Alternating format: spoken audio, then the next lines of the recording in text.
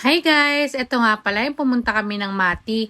Nag-stop over nga pala kami dito sa may sign ng Davao Oriental. Kasi nga inaantok kami at nagugutom kaya tara, kain tayo! Kasama pala si KRS, si Daddy, si Baby at si Mama. Kasi nga magbabakasyon nga kami sandali kasi sobrang init na rin. Ito nga pala yung mga available nilang food. Merong puto. At ayan, meron ding bibingka at suman. At bibingka nga at suman na nang napili ko. Meron din silang mga maha. Di ko rin kasi alam yung tawag dyan sa iba. Ito, banana loaf yata to. Madami silang binibenta dito. May mga pastel, chicharon, mga bituka. Ayan, magkakape na nga tayo. At yan, diretso na nga tayo sa pupuntahan natin. Mahaba-habang biyahe nga pala to. Ito nga pala yung pinakagusto ko pag umaalis kami bukod sa mga pinupuntahan namin. Nakakakita ka ng magagandang tanawin at syempre mahangin din. Kasi nga naman sa syudad medyo mainit nga. Hindi lang medyo, talagang mainit talaga. Ito na nga yung biyahe namin. At alam nyo ba, hindi pa talaga ako nakakapunta sa Mati ever since at ilang taon na ako. Kaya sabi ko, kailangan makapunta na talaga kami ng Mati. At ayan, welcome to City of Mati! Super excited nga ako makita yung dinosaur nila dito. At ayan na nga, sleeping dinosaur nga pala ang tawag nila dito. Nung una nga, akala ko yung mga nadaanan namin, yun na yun. Pero ito pala, maganda nga rin talaga dito. Meron nga din nagbebenta dito ng coffee, si Kuya. At ayan nga yung anak ko, sobrang kulit. Kung saan saan pa pumupunta. Sobrang ganda nga nito tanawin.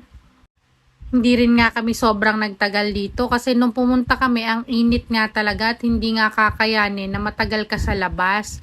At ayan si Candy sobrang saya kasi sa haba ng biyahe dyan lang din siya bumaba tsaka dun sa stopover namin. Ayan nga yung nagbebenta ng coffee.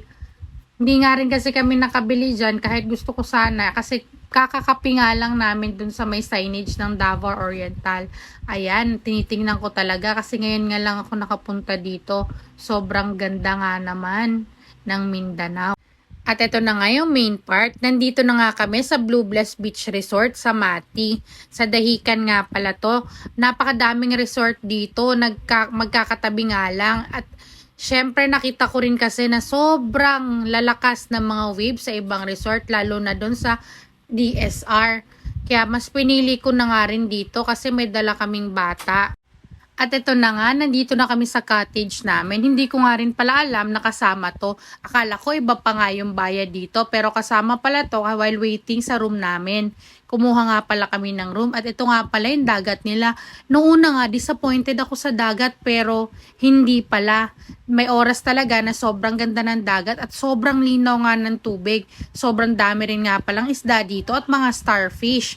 Sobrang na-enjoy din talaga namin. Habang naghihintay nga kami na malinis at maayos yung room namin, dito nga muna kami nagstay sa cottage namin, which is number 5. Sobrang saya nga ng anak ko.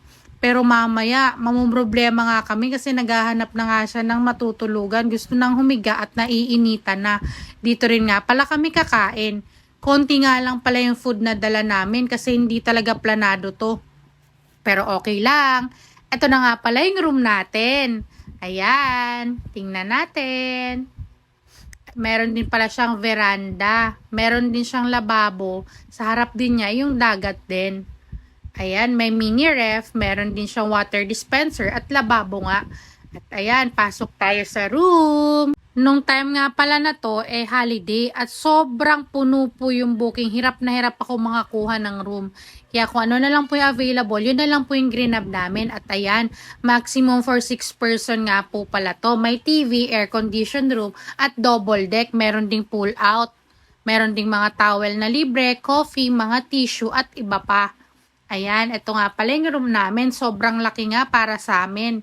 Ito nga pala yung aircon. Sobrang lakas nga pala niyang aircon nila. Kanina, sobrang galit na yung anak ko dun sa cottage. Pero tingnan mo naman kasi naka-aircon na nga at may higaan na. Kaya sobrang naglilikot na. Ganito kasi yung gusto niya at nakakapagpahinga siya at nakakapaglaro. Dun kasi sa cottage, hindi ko masyadong pinapagalaw kasi nga nakakatakot at baka mahulog. Kaya ayan, sobrang saya na ng anak ko. Baka po nagtataka kayo kung magkano po yung room. Ang binayaran ko po dito sa room is 4,000 pesos. Kasama na po yung lahat, pati po yung cottage. Pero yung food po, hindi po kasama. At ayan nga po pala yung dagat, yung medyo tumaas na nga po yung tubig. Makikita mo talaga na napakalinaw nga nito. At ang dami nga rin palang starfish. Tinuturo nga ni Daddy yung mga starfish sa akin na iba-iba nga yung mga kulay. Merong blue, may white, may black, may pink nga rin. Sobrang amazed nga ako doon sa color pink kasi paborito ko talaga yung color pink. Kaya ayan, tingnan natin. Ayan nga yung mga starfish. Hindi ko rin yan hinawakan kasi nakakatakot nga. Baka makate. Kaya tiningnan lang muna namin. At ayan nga yung anak ko nakapangtulog na. Ito na nga yung pinakatakot ko. Akyat baba nga siya dyan kasi may double deck din kami sa bahay. Pero yung design nun, hindi niya talaga kakayaning akyatin. Pero ito, nakapaslant kasi. Kaya tingnan mo naman yung anak ko. Sobrang likot. Sobrang likot. Sobrang galing. Kaya niyang umakyat sa taas. Kaya ang hirap nga rin pero okay lang kasi may enjoy ka rin talaga pag kasama mo yung anak ko mo. Pag hindi mo naman kasama, puro kaalala at hindi mo nga may enjoy kung saan kayo pumunta. Kaya kahit saan kami pumunta, kahit nakakapagod, dinadala talaga namin si Candy. Kasi nga family bonding ang gusto ko. Lumabas nga kami nung gabi na. Ayan, holding hands while walking pa nga sila. Pero by the way, meron kasing banda. Kumakanta sila kaya sobrang sarap din magmuni-muni. Ang ganda nga pala dito at napakalaki ng place. May garden din sila, may mga koi fish, may bar, may swimming pool at napakarami pang iba. Ang pinakapaborito ko nga dito may playground sila para sa bata kaya nagstay talaga kami dito. Kahit gusto ko rin makita yung mga big waves. Pero mas pinili ko pa rin na para nga sa anak ko yung travel namin. Kasi kung dun nga naman kami sa big waves nakakatakot at hindi ma-enjoy ng anak ko yung pagsiswimming. Kaya ayan, umuwi muna kami at bumalik kami sa room. Nakikipaglaro nga pala si Daddy kay Candy. Tingnan mo naman, sobrang daddy's girl yan. Sobrang saya niya palagi pag naglalaro sila, sumasayaw-sayaw pa nga yung bata. Ito na nga pala yung next day namin, bali umaga na nito. At ayan, nag-stroll muna kami nila mama at ni Candy. Pumunta nga kami sa palaruan niyan at after namin dyan, nag-order na nga kami ng food namin for breakfast. Habang naghihintay kami ay gumala-gala muna kami para tingnan yung dagat. Sobrang ganda nga pala ng dagat dito. Sobrang linaw at hindi rin makati yung tubig. Ayan, ito nga pala yung mga cottage. Floating cottage nga pala ang tawag dito. Yan. At ito na nga, favorite part natin, kakain na. Si Daddy nga pala at si Candy ay nandun sa palaruan, kaya kami muna yung naunang kumain. Hindi kasi pwede na magsabay-sabay kami at walang mahahawak sa bata at sobrang kulit at gustong maglaro. At syempre, pagkatapos kumain, swimming time na! At ayan nga si Candy. Galit na galit nga siya dyan sa life vest na suot namin. Ayaw niya nga lumapit sa akin. Ewan ko pag kay mama kasi nakatalikod. Ayaw niya nga rin kay daddy kasi nakagaggles. Natatakot siya. Kaya yan, pinatanggal ko nga at kinarga niya na si baby. Yan, swimming time na. Ito na nga yung pauwi na kami. Galit na yung anak ko kasi pagod na. At syempre, dumaan kami dito sa mga bulad. Or sa Tagalog, tawag po nito ay tuyo. Para pang pasalubong natin sa mga naiwan sa bahay.